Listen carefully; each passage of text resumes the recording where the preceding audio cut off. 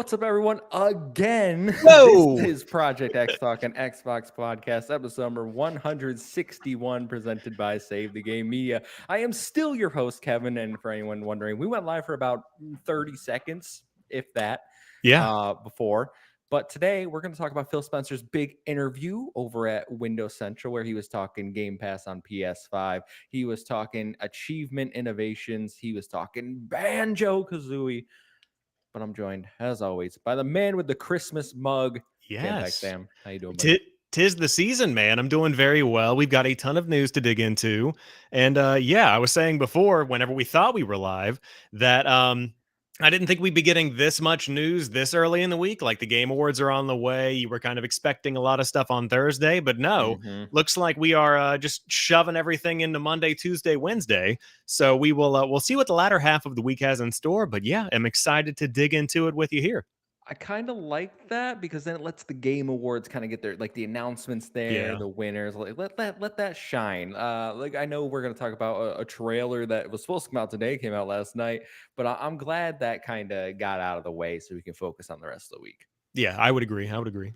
For anyone wondering, we are doing a live react to the Game Awards this Thursday. That's why we're live on Tuesday and why you're getting this audio early. But we are normally live every Thursday right here on YouTube. If you can't catch us live, we post Friday mornings on your favorite audio platform of choice. While you're over there, make sure to drop us that 5-star review. Whether it's Apple, Spotify, helps us boost that algorithm, get up and more people to discover our show. If you want to support us and get early access to Save the Game Media content, head over to patreon.com/Save the Game Media. Choose the tier that's right for you, like our current Patreon supporters. So thank you to Bucky Blue, Fabulous Brianna, Brianna's mom, Brianna's brother, Brianna's wife, Nikolai at Night, Cypher Primus, Brendan Myers, Marcus O'Neill, Lillian, Mimi J, The Snack Network, David Hotright, Dave Harp, the Xbox Expansion Pass, Alpaca Tom, and Lee Navarro. Thank you for your support. We appreciate each and every one of you.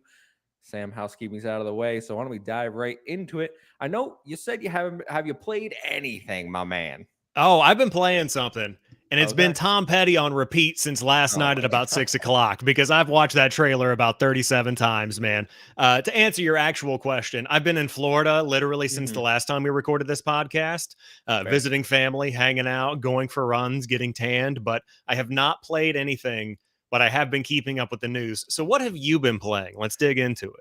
Yeah, so I have been playing Remnant 2. Ooh. Dropped on Game Pass last week, Shadow dropped, and I said I'd played about 30 minutes of it.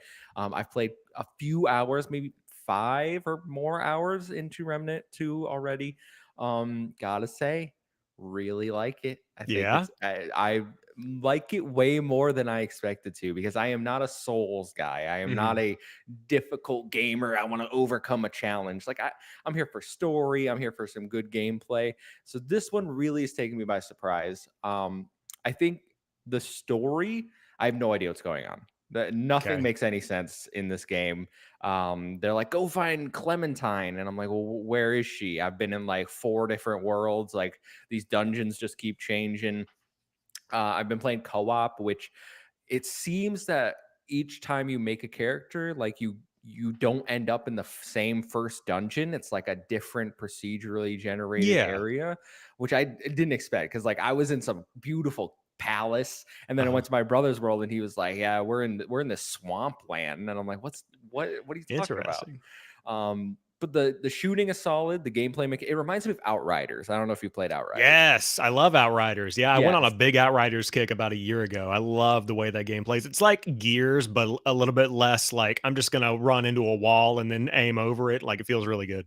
That's how I would kind of describe Remnant 2 so far for me is it's clearly double A, but it has that Outriders kind of charm to it where you have like a cool ability. I chose a tank class so I can shoot like a Nice. shockwave at enemies in front of me.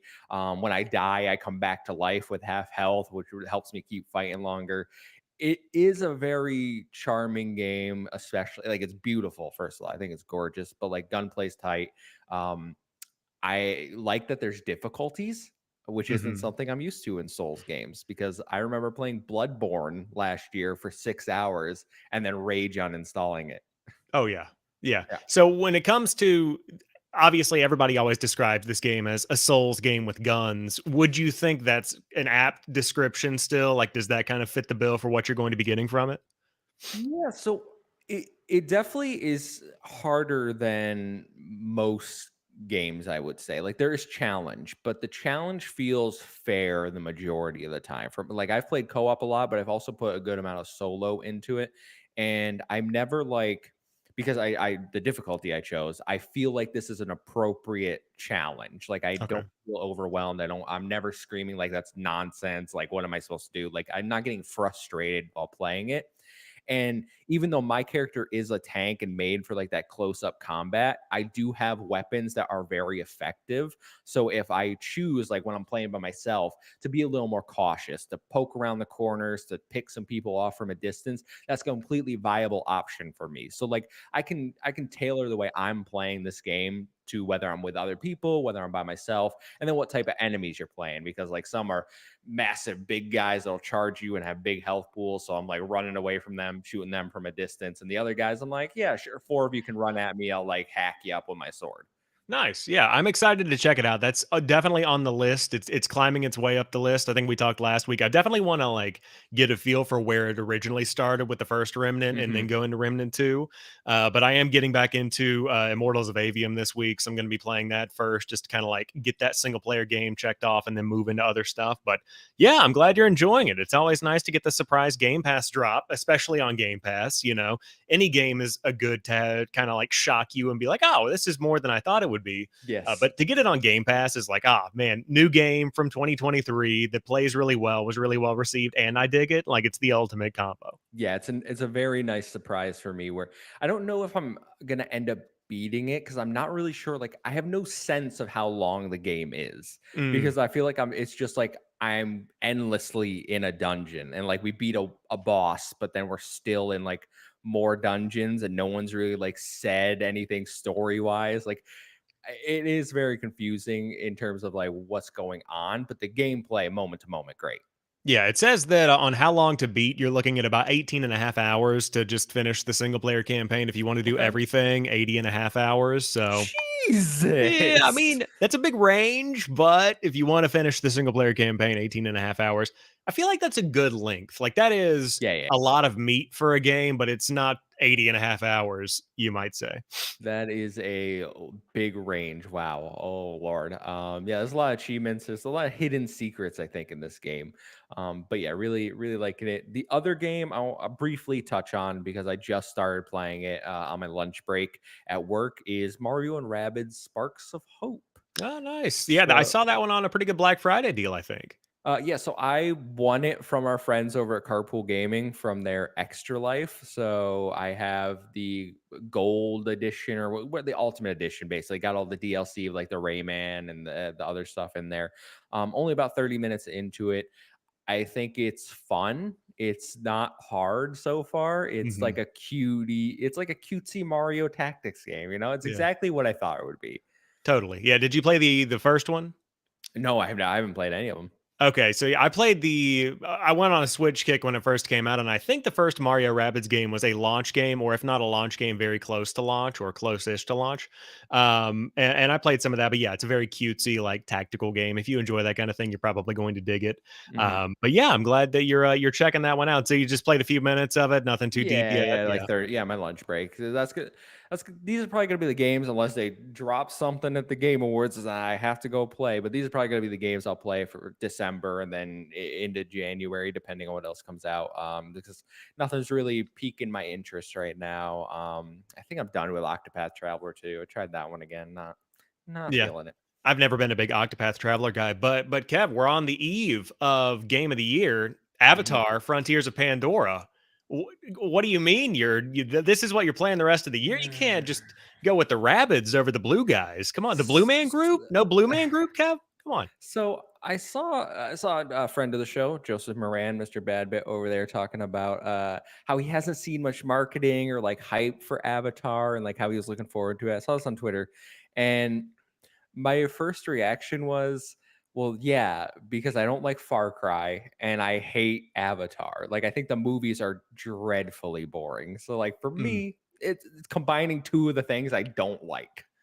Right. Yeah. I mean, just to put it into perspective, the only marketing I have seen from Avatar is the Game Informer that I got in the mail when I checked my mail yesterday. Like, that's literally just about all that I've seen. And like, I'm on the mailing list and I've gotten to like Ubisoft creator program things about like, hey, this game's coming out. But for general people, I have seen nothing. And I'm kind of shocked that they're not promoting this more. And then obviously it's launch week. This is like your hype moment. The GTA 6 trailer comes out, and the trailer for GTA 6 has killed any momentum of anybody talking about Avatar. Like, this could have been its week. No one's paying attention to it. Like, unfortunately, because I wanted to do well, but like, I'm not anticipating a lot from this week.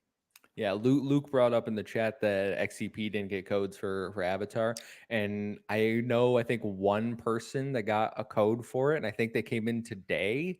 Wow. So I'm very confused about like where's the coverage for this game? Does it come out tomorrow? It Like comes out tomorrow? tomorrow. Yes. And there's reviews aren't out. I didn't miss this, right? Yeah, that's correct. I have not seen anything. I know that as somebody who is in the Ubisoft Creators Program and has been sent codes before, like for Avatar, or for Assassin's Creed Mirage, I did not get anything about Avatar. Like, I didn't see codes are opening, applications are open now. I saw nothing. Oh wow. So, and I was like, I want to cover this game. I want to Mhm. talk about it. I want to make content around it. I want to help hype it up. But that does not necessarily bode well for where the impressions might land. I don't know what that's going to look like. Yeah, very few games usually have the embargo drop on release day and actually end up being good. I can think of like Yeah. just a few. Most are like you're hiding something. Yeah, we'll see what happens with it. I'm still looking forward to seeing how it's received. Hmm. I It's hope it's great. definitely yeah. I mean, I hope it's great. I love Far Cry. I have a mild interest in Avatar. I watched it in the IMAX theater in the like 2009 or whenever the first one came out, and that's all I've ever done with it. But it looks great. Hmm. So I mean, I hope it's good, but I'm not holding my breath for it. I think that's kind of where I'm at. Yeah. Well, we'll see tomorrow, hopefully. But let's jump into what really our only news story. We'll touch on. You know what? We're gonna hold off on Phil first. Let's talk about GTA 6, Sam. All right. So last night, Rockstar put out the trailer for Grand Theft Auto 6, the 91-second trailer. You said you've watched it 30 plus times at this point. Yes. We're gonna get to that, but they put it out last night as opposed to I think it was 9 Pacific this morning. It was supposed to go out because it got leaked. It did, it did. Yeah, a guy on Twitter put it out. He made a burner account, and he posted the entire thing. They got that down within an hour, and then Rockstar was like, "Hey, if you want to watch it, go watch it on YouTube. We'll set the premiere live." And then here it is, breaking a record. Actually, as of about 30 minutes ago, it is now the most viewed non-music video on YouTube within a 24-hour period. It's got 90 Jesus. million views. Whew. Whew. Yeah. Wow, Mr. Beast numbers over there. Yeah, well, that's actually who they kicked off the top. It used to be Mr. Beast with the Oh. number one spot, and then Rockstar went above and beyond, and I think they ended up at 90.4 million views in 24 hours. Jesus, that is insane. And I think I had more on Twitter. I know that was like a big talking point where I saw someone that works at Twitter tweet at Rockstar and be like, "You should premiere the video on here. Like gaming's a big part of our platform. It's got Yeah. 160 million impressions in 24 hours or something." Yeah, I will say it was very weird that they linked out to the YouTube video versus just putting it out on X or Twitter or whatever. But I guess they probably wanted to drive everybody to a centralized location to like get a central location for views.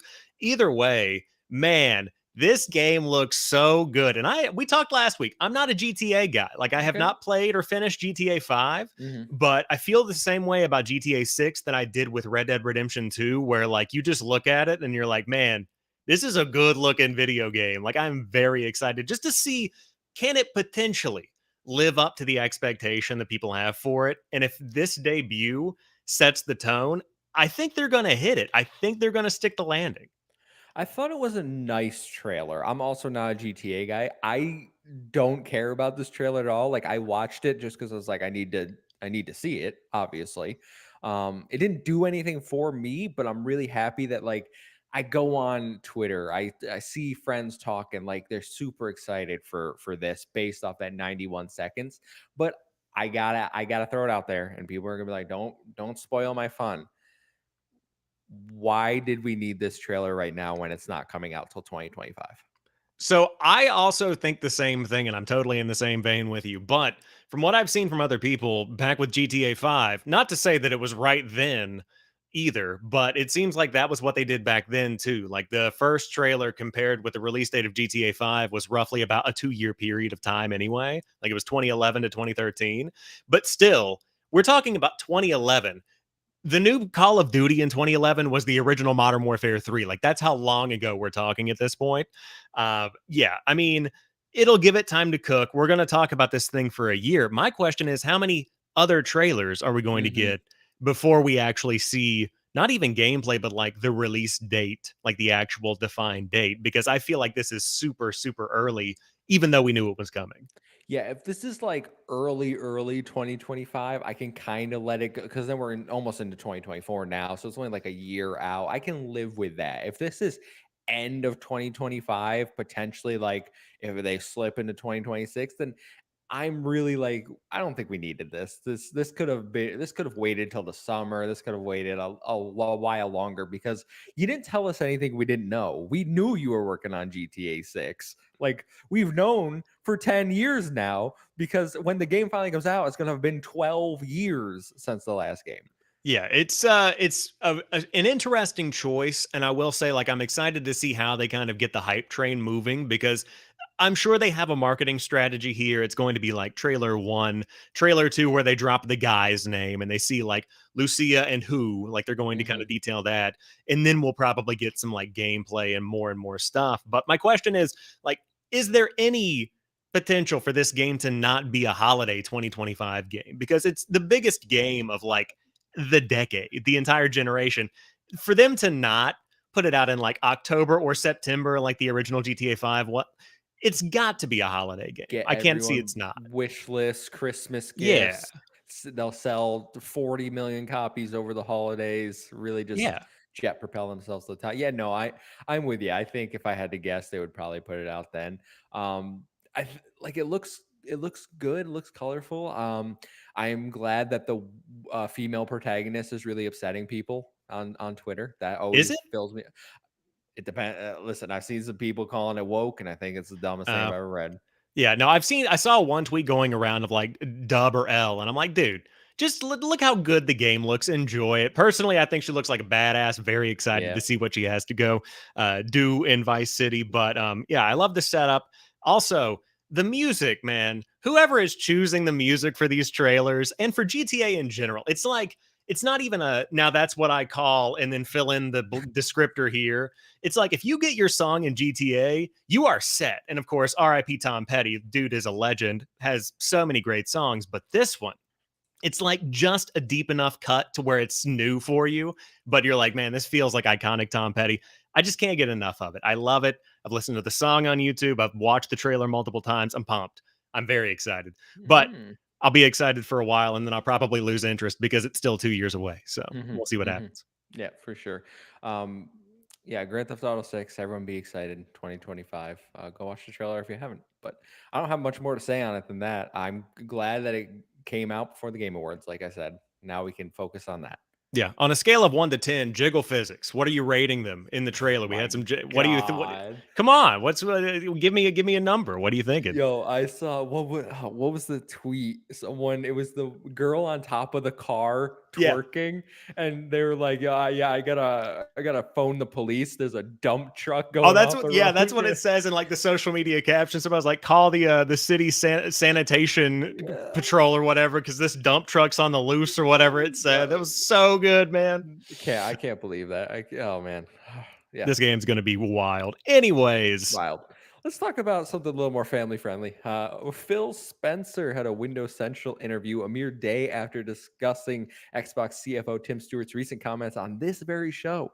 Jez Corden sat down and put out an extensive interview with Xbox CEO Phil Spencer, where he tackles everything from Game Pass on other platforms to reviving old IPs. So, first, let's start with Phil addressing Tim Stewart's recent comments about Game Pass potentially going to PlayStation and Nintendo. Um, he says, quote, I'll start by saying we have no plans to bring Game Pass to PlayStation or Nintendo. It's not in our plans. But I think you hit on the right point of what it means to own an Xbox. The thing I want to be focused on is how do we continue to innovate for people who have made the commitment to our hardware platform, and how do we continue to make sure that they feel great about their investment in what we've built. So let's stop there. We talked last week. Tim Stewart made some comments about, we don't view them as competitors. We want to bring it to where all the screens are, and that means Nintendo and PlayStation. But Phil's kind of backtracking here. So, what was your take on this? I think that it feels more like a PR reaction to the reaction of what Tim Stewart said, because whenever those Stewart comments came out on social media, it was immediately like, why should I buy an Xbox? Is Xbox getting rid of the consoles? Are they just going to be a third party publisher effectively? And so Phil coming out and saying, hey, this is not in the plan. We want you to be confident that when you get involved in the Xbox ecosystem, you Hmm. have a place to play your games. You are feeling like this is an all-encompassing experience that you're getting into. And so I feel like it's more of a PR reaction than anything, but the core of the message is that it lines up with everything they've been saying through the entire trial, through the acquisition. They want you to be playing Xbox no matter how you're playing Xbox, PC, consoles, cloud. If it were to potentially be on another platform, as long as they got you in that little active player checker, then their job is done. They've got you where they want you. Now, I do think that it was unfortunate that the Tim Stewart and Phil Spencer comments don't line up, because that doesn't look great from a PR point of view. But hearing it straight from the horse's mouth, so to speak, straight from Phil Spencer, that hey, we want you to be confident in where you're spending your time and your money. I felt like that was really good. How did you feel about it? So, I actually think Phil, he's very good at saying things that don't kind of throw his people under the bus. Like Tim Stewart's comments, he says, I have no plans. It's not in our plans. Plans change. I think True. Phil's wording is very intentional most of the time. So he's not saying this will never happen. We don't want this to happen, because we know that at one point they went to PlayStation and PlayStation said, no, thank you. And I imagine if they get to a point where they approach that subject again, and this time Phil went to Nintendo or PlayStation, they were like, yeah, let's try to make a deal. I'm sure Xbox will make more money for us. Yes, please. Like, Yeah, there totally. is a reality, and I'm not saying full Game Pass, full Xbox third party, but like there's a reality where we see more Xbox games on these other platforms at some point in the future if the other platforms want to play ball. Do I see that happening? Personally, no. But I think Phil keeps the option open with his wording here. Yeah, and I think that going back to Tim Stewart stuff, I was trying to find the original quote and I can't find it, but I mean, it's still applicable where Xbox, PlayStation, no matter where you play, if it's Call of Duty, you're playing an Xbox game. Mhm. If it's 100%. another big game like they've already put out, like if Bethesda comes out with their next big game, if you're playing Fallout 76, you are playing an Xbox game. So it could be a third party publisher kind of comment outside of the Game Pass ecosystem where people tended to take the comment. So I think that there is a world where both of these comments are true too. What I like about this, and it's further down. I'm not going to read his entire statement. Go check out the Windows Central thing if you want to read more. But he does commit to like hardware. He says, it's important part of the Xbox console identity to have like Game Pass, PC. Like, this is part of Xbox, and they want to continue to innovate in not only their services but their hardware. And like he talks of how proud he is of like the Xbox Series S and the Xbox Series X, and how they think they've made like good consoles this generation. And it's good to see that double down from him, being like, and we've heard it before where he's like, there's going to be another Xbox, and we already know they have plans like 2028, they expect the next generation. So anyone thinking Xbox is getting out of the console market, as we said last week, not happening. Yeah, no, it's not going anywhere. And you can buy with confidence that you're going to be in this thing for the long haul. You're going to continue getting support for the Xbox Series S, the Series X. They're going to continue pushing the boundaries of what's possible with these things. And we're going to keep playing awesome games along the way, which is always good to see. Yep, absolutely. So speaking of innovation, Phil said, quote, there's a roadmap of those things coming as well. There's a hardware roadmap, there's a service roadmap. Maybe there's even a roadmap for improvements to Xbox achievements, which I know is something that you and many others care about. Achievements, Sam. Do you care about them? Because I got some takes on achievements. Oh, I love achievements. I love it to the point that I wish that I cared more about the overall achievements, like total to show my journey through the years. Like it's just a very convoluted way of doing it. I think the trophy system on PlayStation might be a little bit too simplified of like the bronze, silver, gold, platinum thing. But I also don't like the fact that I've got this strange number floating around in the top right of my Xbox dashboard that's like a nebulous metric of how much time I've spent playing games. And also on top of that, I think that there are a lot of games that have kind of cheesed the system. We've got to really Mhm. take a step back and revamp how achievements work. Ooh, we lost Sam for a second there. Yo, I'm back in. Melon is on it tonight, guys. Man, as a are we still good? We You're still so rolling? yeah, yeah. As far as I know, as far as I know, we're Yes. still rolling. Anyways, achievements are okay. They could be better. That's the long and short of it. Yeah. So if you had asked me 5 years ago, I'd be like, "Who cares about achievements?" Since then, I've been like, I kind of like achievements. I've been working my way. Like, I got a bunch of 100% achievement games now, which I never cared about before. And now I'm like, I look at lists and I'm like, I think that's doable versus like Mm, that's a nonsense list. But my big thing is like when I got a PS5 this generation, never having a PlayStation before. I think the platinum trophy, and this is nothing new. You've heard tons of Xbox commentators say this. The platinum trophy is so much better than what we have on Xbox, where I'm fine with the random number actually. I just when I get the 100%, I want something to signify that. Like a something to display on my profile, something to indicate more than just saying the number. Like it should feel like an achievement so people yeah. want to engage more with your system because that is a big part of why people play on PlayStation. Like they're engaged with the trophy system. They like collecting platinum trophies. They like the community based around that. Like there's whole websites, True Trophies, Power Picks. When I look up achievement guides, I don't go to True Achievements. Sorry, True Achievements. I go to the PlayStation ones because I think their community around collecting those things is better.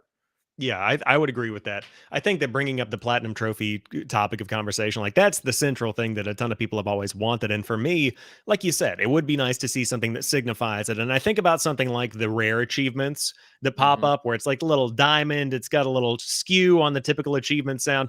That, but like a different version of that, where it's something that maybe if you have green selected as your achievement color, maybe it's just a default gold achievement and like it just pops up. Throwback to Xbox Live Gold. Didn't intend that, but it could be cool to just pop up with a unique sound and be like 100% achievements unlocked or whatever it is. Like that would just be a simple quality of life improvement that I can't imagine is too hard to implement. I you know what else? And when I was playing Alan Wake American Nightmare, this reminded me of that. I was unlocking avatar items. Ah, yeah. Why did we ever get rid of this system? Like, why is it not that like I'm sure it's like takes some dev work, but it's so cool when you used to get items and then you could display them on your profile, like having a ghost in Destiny float around my little guy. Like, it's a cool feature. Yeah, I think that the ecosystem kind of moved away from the avatar stuff. It's one of those artifacts of what Xbox used to be, where like if you dig down in the menus a little bit, all of a sudden there's my Xbox 360 avatar that's been updated with his UNSC hoodie that he's been wearing since 2012, much like me, who's also been wearing a UNSC hoodie since 2012. But yeah, I would love to see that kind of stuff come back and just kind of be modernized. But anything to add value to the time that I put into the game and to make it feel like I've really achieved something, which is what an achievement is meant to do. Mhm. Yeah, I'm all for it. Yeah, we've heard about them working on achievements. I think they had Jason Ronald on Iron Lords like 2 years ago at this point. And he said like they were aware of it. So this has been something that they've been talking about, but need to see some action soon. I think about even like a platinum achievement or something, just a little something working towards that system. Yeah, it would definitely incentivize me, especially on the stuff that I'm close on. But I'm like, well, I could spend 12 hours doing this, but for what? Just to be able to have that number at the top. I mean, it would be nice. I totally agree. Yeah, my 107,000, which used to be way lower. All right. I've almost caught up to my brother who has had his account much longer than I have. Hey, making Yeah, some yeah. headway. Well, you've been playing the games this year, so you might catch up. I do want to, yeah. Luke's with us. He wants a 1K medal. I'm fine with that too. Yeah. Show me a bunch of medals on the profile. Be like, this dude's got 20 medals. Yeah, a And for decorated valor, veteran yes. of Xbox right there. That would be nice. Yes, yes. Jez also asked about, well, they discussed Xbox Play Anywhere. So, Xbox Play Anywhere, for those that don't know, this is a feature that allows you to buy the game once on your Xbox, PC, play it on those platforms, your cross save, cross progression, cross platform. Like everything is just there. So, this was brought up by talking about the rise of gaming handhelds like the ROG Ally and Lenovo Legion Go. They said this makes this feature more useful than ever. So Phil states, quote, "We've been pushing for cross-play, cross-save, cross-progression for so long. To see when I pick up a game that my progress on my console shows up on this handheld in a native way, it's not just cloud streaming. And I can play on the airplane or I play when I'm disconnected. I think that's vitally important to where we're trying to go. I think a lot about product entitlement, and we have Xbox Play Anywhere. Xbox Play Anywhere has been a long term part of our strategy, though I don't think we've made as much progress as maybe we could have over the years that's been out. But as I see these handheld PCs come along, I think things like playing anywhere and my ability to keep my games library with me and allowing me to play those on different devices, including cloud streamed at some point. We're looking at the ability to allow you to stream the games that you own. Yes. Play anywhere. I'll throw it to you after this, but play anywhere has become very important to me this year more than ever, and that is because I picked up the ROG Ally. Before that, I'd be like, I don't really care. Like, I don't play Xbox games on my PC because my Xbox is right there. Now, when I bring my ROG Ally, like, it is so awesome to be able to just boot it up on the Xbox app, have all my progress there, don't have to worry about any headaches of like transferring saves, none of that. I love the fact that when I booted up my Windows Store, like, here's all the games that you own already. And I'm like, I already have a library curated because I've been playing on Xbox. My only issue, and Phil brings it up, is like we haven't done enough with this program. I know Xbox first party, everything's in there, but the amount of third party titles for Xbox Play Anywhere is so minuscule. It's a bunch of like random indie games and then Sega, like a few Sega games, but there's no even consistency. Like two Like a Dragon games are on there, but none of the other ones are on there. So Mm. I get it's a third party publisher thing. Like they're not going to agree to like you buy our game once and get it everywhere. But I would love to see them, and maybe it's a cloud streaming thing Phil brings up, move, make strides, do something to make this system better. Yeah. I mean, it's not something that I use every single day, but the fact that it is something that I've used in the past and that so many people like you use, it becomes a bigger and bigger part of the Xbox experience as you look to the future. And it's like the ROG Ally, all of these other handhelds that are coming out, the Lenovo gaming, Yeah. everybody has one at this point. Or every company has one, and more people are getting it, I should say. And for Xbox to be able to establish themselves as a leader in that space and say, hey, let's say 5 years from now, they've gotten to where going forward, every new third party game, we have struck a deal with the top five major publishers that it's all going to be Xbox Play Anywhere. You can play it no matter where you play your games, no matter when you're playing your games. Like that kind of thing would be great to see. But what does that look like? Is it like a Game Pass deal where you do have to fork up, $200,000 in your publishing deal, and then all of a sudden you've got Xbox Play Anywhere? Like I think they've been reallocating those resources towards Game Pass, towards potentially some exclusivity deals, stuff like that that might be coming down the pike. But yeah, I mean, I think that it's becoming more and more important for people to have that seamless Xbox experience. And if they wanted to be Xbox as an idea, like Xbox is your game delivery service versus Xbox is a console, you've Mhm. got to nail that sooner rather than later. Yeah, and I think you make a good point where they have to pay the publishers for these things. So ideally, like they would have to offer them enough money to offset the loss of PC sales, right? For that potential consumer who might like, oh well, I'll buy it on both places, which I don't know how many people do. So I don't know how much that would be, but then you look at things like Game Pass, might as well give them the Game Pass deal because along with Game Pass, you get that play anywhere. Remnant 2 wasn't play anywhere. Now that it's in Game Pass, it is. So like I pick up my Ally and I'm playing Remnant 2 during my lunch break.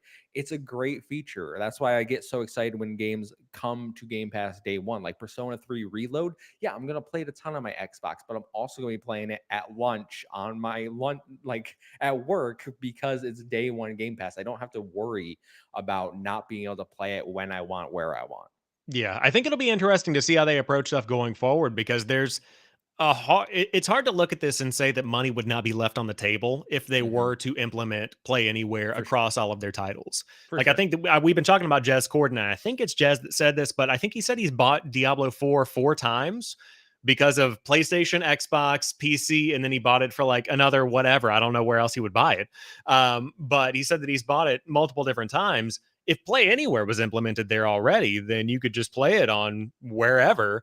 And then the other skew of that is, would it be obviously just in the Xbox app? So if Baldur's Gate 3, for example, was an Xbox Play Anywhere title, which it could be, who knows? But if that was an Xbox Play Anywhere title, that's not really going to impact the Steam sales in any kind of Mm-mm, yep. tangible way. 100%. So I think a publisher and a developer would have to take a step back and look and say, okay, out of the 3 million people playing on Steam and on PC, how many of those would actually skip the Steam release and just use the Xbox Play Anywhere? But ultimately, they'd still buy the game either way. So, how much money are we really losing? Like, that's a pretty deep algorithm you'd have to run through. And PC players, and I mean no disrespect, but they love Steam. Like Yes. I don't get the tribalism on the PC space where like I boot up the Epic Game Store and I'm like, this is perfectly like I like it here. I got no problem being in here. I boot up any other like though I go in my Xbox app. I'm like, I think it works just fine. So I really don't get the Steam elitism, but I'm not over in that space. But as you were saying, like if PC is their primary platform and they're the Steam diehard, I don't think having the game on Play Anywhere for the Xbox community and the Windows community is really going to lose you that many sales. If anything, it might be like, oh, I'm going to go buy it in the Windows store. And that way I can get it on, like, if I get an Xbox console, if I get like a Series S for my kid, like they can play it because there'll be shared libraries. Like it should be something that entices people to go over to the Windows store and use that more often. Yeah. I think that that's another problem is like, are we really going to keep using the Windows Store for this? Like, you have Xbox as a brand. Game Pass is they. Why are Yeah, we still calling it Windows Store? I But I don't like know. those issues aside. Yeah, I totally agree that there's potential for the same amount of money to be made and more people to be playing your games, and ultimately more time engaged with the games. Probably more people spending more money on DLC and expansions and other content. But they've got to figure it out because that's the direction that everybody's moving. It's going to go that way, and so they've got to dial in on what that looks like. Yeah, yeah, I like it. Keep it up, Phil. I'm glad you're. It fills me with a little bit of confidence that he knows this is like a thing they need to focus on. Logan, I see you pointing out why Steam is the best PC platform. I don't need that kind of energy right now. All right, I will say their refund system is very good, and also a ton of I people will are agree there with that. for the same reason that we're on Xbox. Like the achievement system on there is like, I've been playing Steam since 1998 or whatever the original launch date was, and they have their entire collection. It'd be like if I bought one game on PS4. That game was Death Stranding, but if I bought one game on PS4 and it just lives over there, it's like, man, you are just trapped. So yeah, I see where they're coming from, but yeah, more options. It's all about options at the end of the day. I agree. Great refund system. I wish every platform, cough sorry, had a good refund system like that. Facts. Because PlayStation is like you download it, it's yours forever. I don't care if that thing's broken. I'm like, oh, Yes. okay, all right, thanks, Susan. Let's talk about the Xbox Family Plan because Jez Corin asked, "What's going on with that?" So Phil said, "Yeah, there's a roadmap for the Xbox Family Plan. We put it in market to learn. It's important for us and for everybody to understand that Game Pass is mainly driven by our partners' content. Yes, we put our first party games in day and date, and I think that's an important part of our equation. But we also have to continue to build a service that works for creators heading into Xbox Game Pass as well. So we do some tests, we look at what happens in the market, we share that data with our partners." We need to come up with a value proposition for creators and for players to make it a win win. And we've been able to do that with how Game Pass is structured. We'll continue to look at ways to bring value to more customers while continuing to make it a great service for creators. It's on the way. So when? Like that's what it comes down to. Like there, I know we're testing and learning, but I would imagine February, March, just like getting on the vibe of what the family plan kind of feels like. I don't know how long it could possibly take to figure out the right way to soft launch this. I mean, how are you feeling about it? So I actually read these comments a little differently. This doesn't sound very positive to me at Mm. all. It sounds like they did their tests, which was like in Ireland and a few other countries, and it sounds like they shared that data with their partners, their third party partners, and they weren't happy with the proposition, the price for the probably the family plan versus like how much content they're actually going to be given. Because right now, like you get Game Pass Ultimate, you can console share it with like you have it, and then if you do the console game sharing, another person can have it. The family plan was allowing 5 people for I think it was like $10 more than Ultimate. So the value there was great for consumers, but it really reads to me like here, just what Phil's saying. I don't think that the creators really thought it made much sense for them. Like, why are we going to give you our game and then you're going to give it to 3 additional more people than get it right now for barely any more money that we would see in our pockets? Yeah, I think that's what confuses me, or what confused me about this is that I have always been operating under the assumption that, and Microsoft has a bottom to the wallet. Like, they are going to reach the bottom of the piggy bank. We see it with Microsoft Rewards right now, where they're cutting back immensely on like how much they're giving back to Yeah, I people. get 2 points now. Thanks, Microsoft. Yeah, like that kind of stuff where you can't game the system to get free Game Pass just by using Bing arbitrarily throughout the day. And so with this, like, I was under the assumption that Xbox would be swallowing the cost of having this family plan and saying, "All right, if 5 people are playing your game on family plan Game Pass, you're going to be getting the same revenue from 5 Game Pass subscriptions." But based Mm. on Phil's comments, it seems like they're still passing along a fraction of whatever the Game Pass revenue would be, or signing a deal that might not bake in a player count or a player number or whatever. So, yeah, that is very interesting to see, but I would rather hear this than them launch something and then hear about it negatively from the creators that are putting their games out and they're like, "Hey, well, now Game Pass is killing us, so we're laying off 300 people because it tanked," like Or, whatever that might be. or the service get worse. They launched this family plan and then we don't see like as many titles coming. We don't see the quality of titles coming because they don't nobody wants the deals anymore. I think that would ultimately be a terrible decision. So it's good that they're holding like it sucks for people like me who are like, yeah, let's get that $25 and then we all pay $6 a month or whatever and we all win. But if creators are gonna get screwed on it, then yeah, we need to hold off.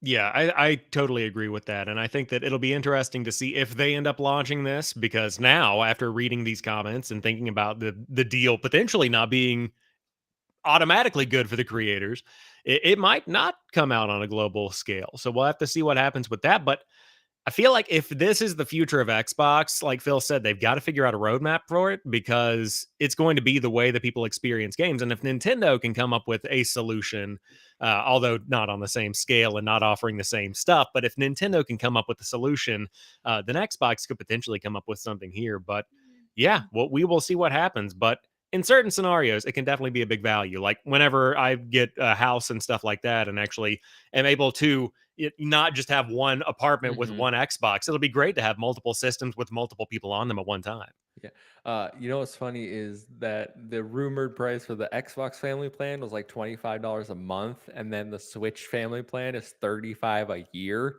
just Yeah. to show the differences there in price. Yeah, slight difference with the Nintendo Switch Online, just ever so slight. But I would love to see Tetris 99 on Xbox. We don't have Tetris 99. We got to get some of that. Mm. Let's keep talking about Game Pass, but Game Pass diversity. So Phil says, I probably can't do the compare and contrast that well since I wasn't in the room at Activision when they were making some of the decisions about what to focus on. I can speak to us. It goes back to some of our language on Game Pass in the very beginning. We have a service that is financially viable, meaning it makes money. Nice little jab there for people who say it doesn't make money. In Game Pass, we've put a lot of money into the market, over $1 billion a year supporting third-party games coming into Game Pass. What we see in Game Pass is a service that supports all kinds of games, from the biggest games to the unknown indie games that you didn't know you would love until you played it. If you're an individual publisher, you really have to think about, how do you get everybody playing my game? I think a lot of the publishers are naturally drawn to making games that are big hit games, as big as possible. We want to do that as well, of course, but because we have a platform and we have a subscription service, having people play more and stay engaged on the platform, frankly, regardless of the types of games they're playing, is a very viable part of our strategy. He then goes on to highlight games like Pentiment, Hi-Fi Rush, Grounded, all games that are smaller in scope but have been big successes in the service.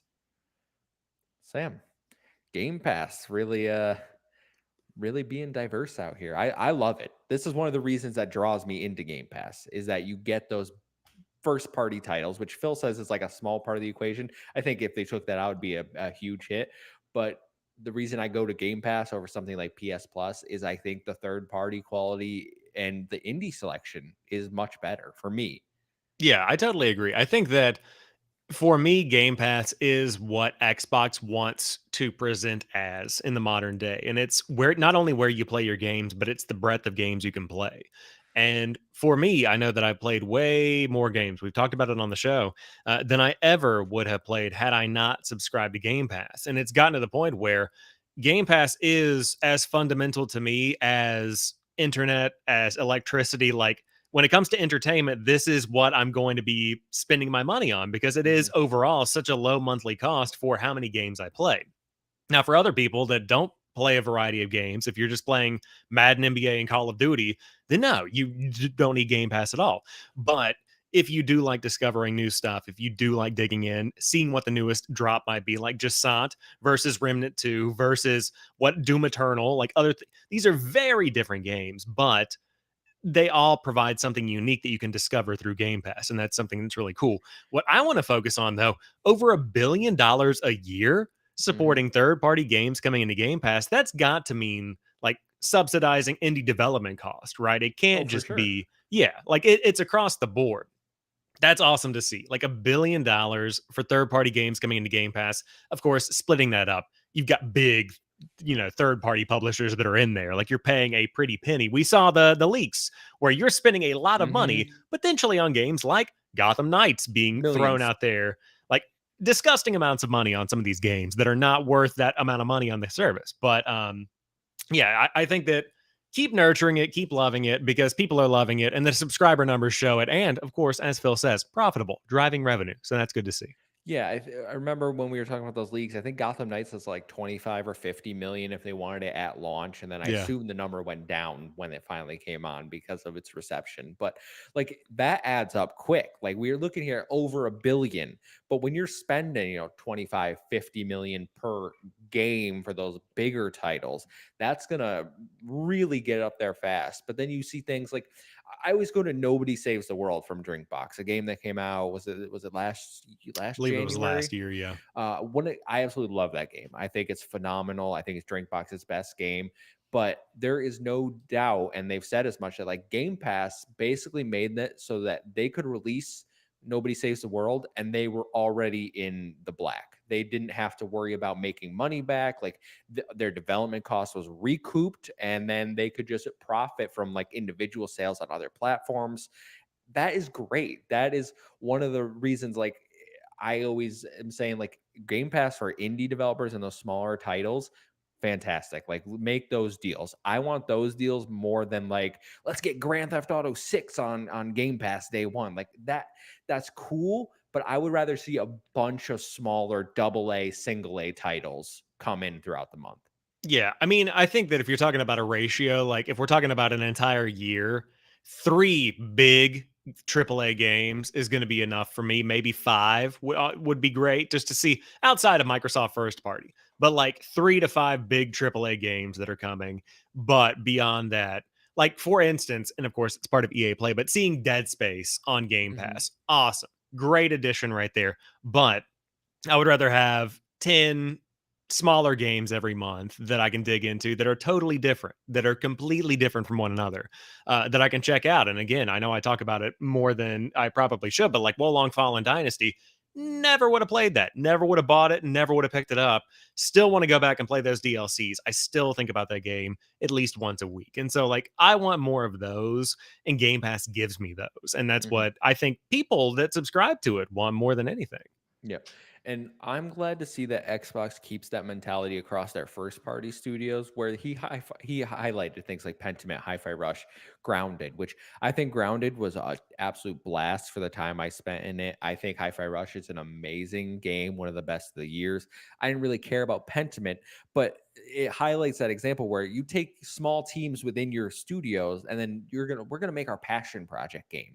And you don't lose anything because like if it hits, which a lot of their three example here's all have Pentiment scored really well, Hi-Fi Rush scored really well, and Grounded is a successful live service game for them. Like those small projects have paid off, and they never would have got the chance if not for Game Pass. Totally. And I also think that it probably gives a lot of second chances where if a game like Redfall lands and it does not get the reviews that you hope it does, and it's just not great, you still get, and of course it's a first party game, so I'm sure there are agreements that are different there, but you get a little bit of a kickback, get a little bit of a cushion. You're still going to take a hit from it, but you're like, all right, well, Game Pass still keeps a steady flow of people checking it out.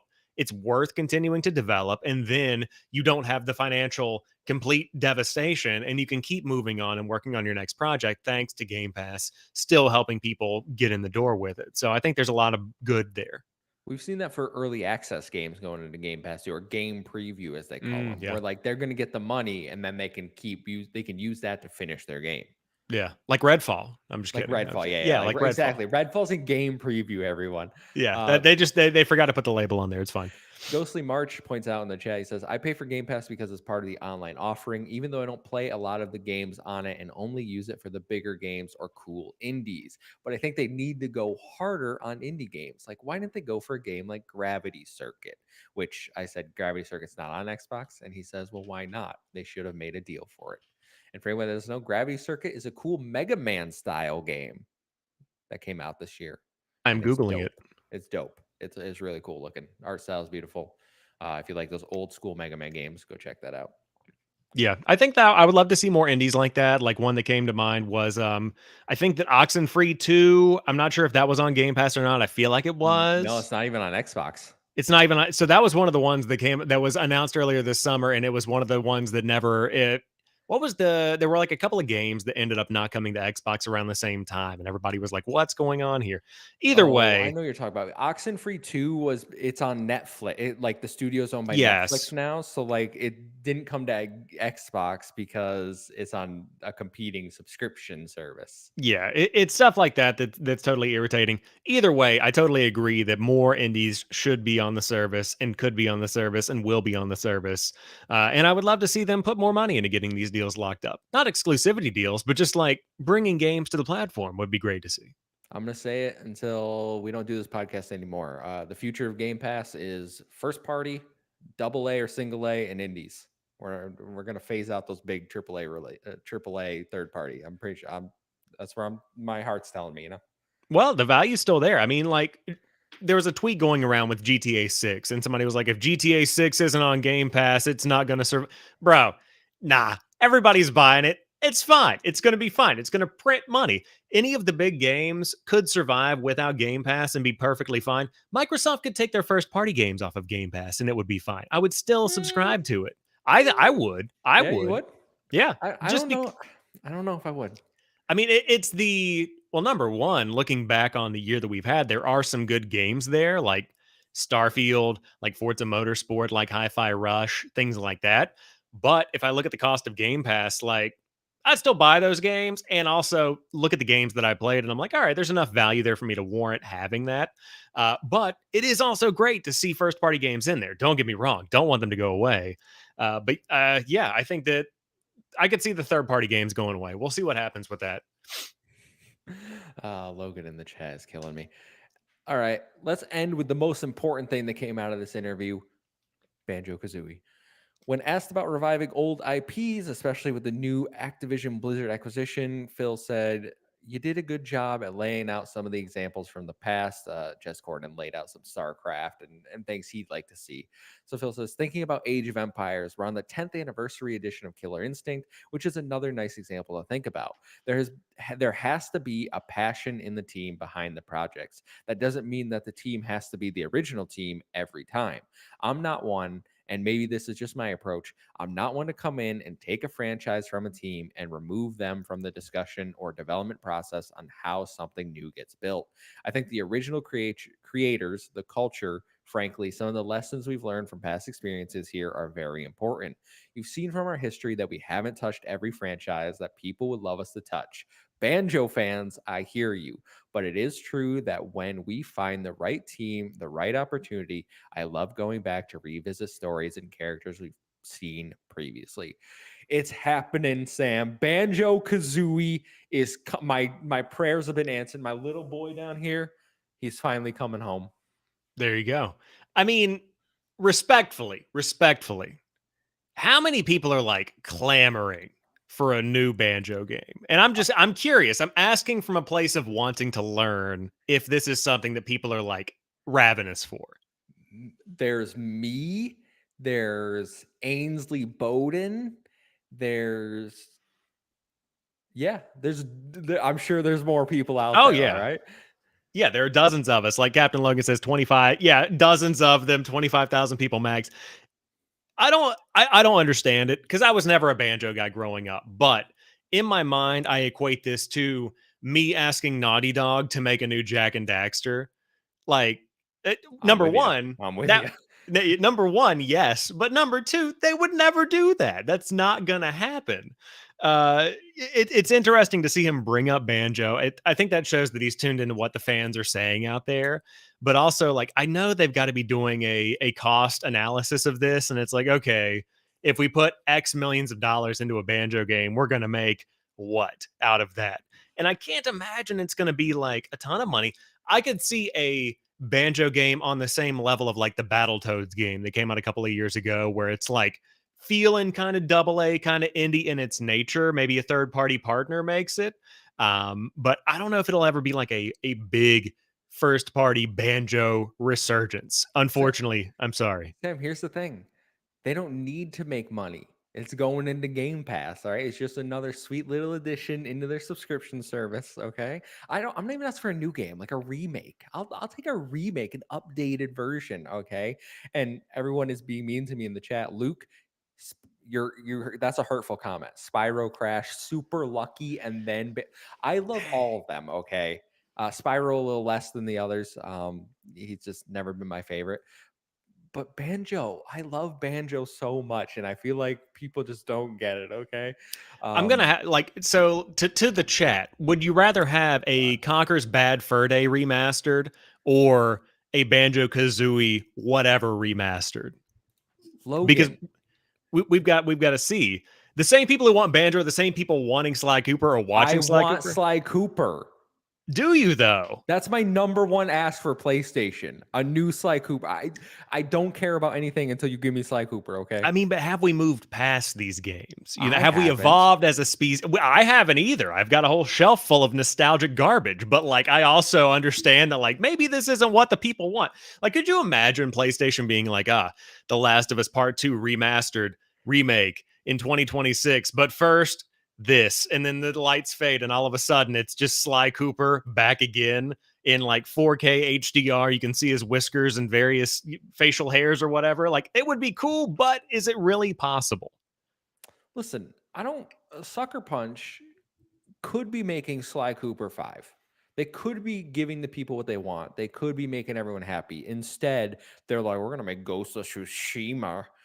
Nobody Yeah, wants that. Nobody wants that garbage. it's Okay. true. Yeah. So what we're saying is we need Banjo and Sly Cooper. Cancel Ghost of Tsushima. Uh, Perfect Dark.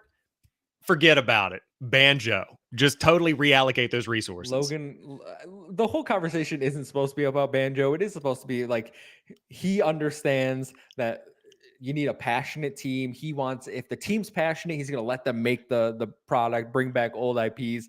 But Captain Logan over here, What would be more popular, Gears remaster or a new Banjo game? It better be a new Banjo game. Who you can play Gears remaster right now.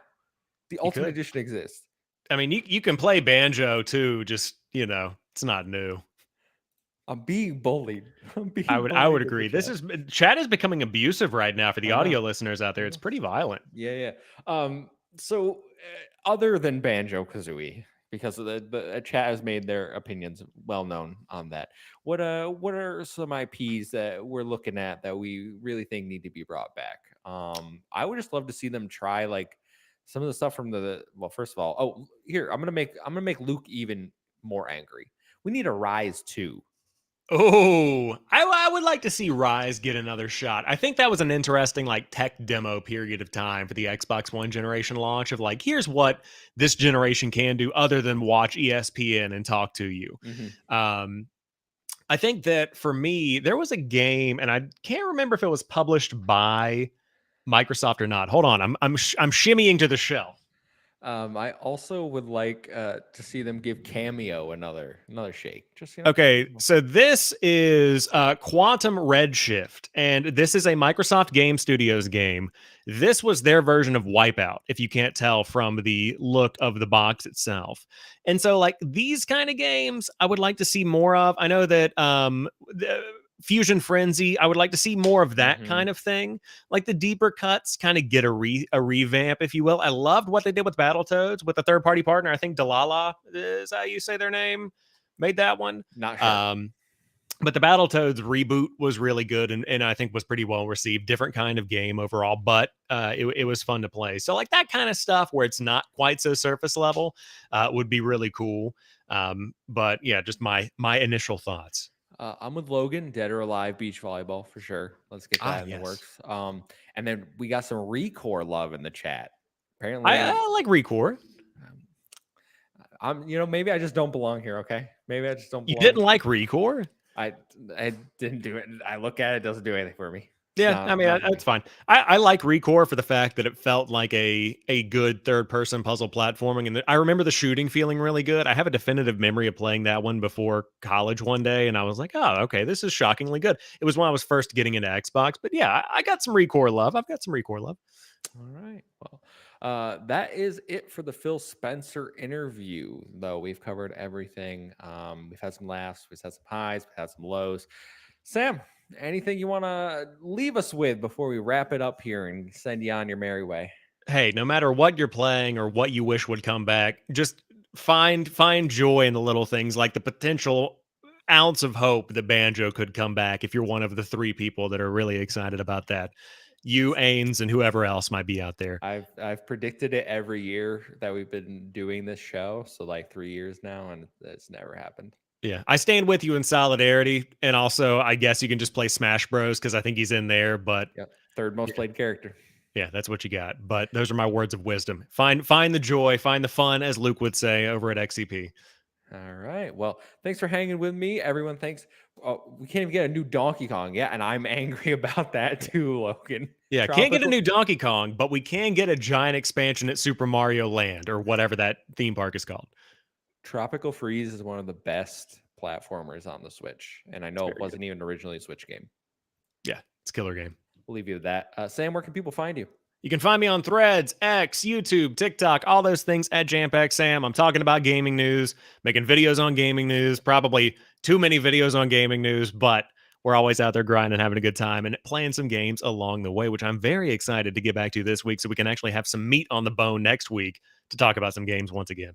Absolutely. And we're going to be talking about the Game Awards next week. Join us for our live react. I think we're going live like 7:15 on Thursday, December 7th. So come hang out with us on YouTube or Twitch.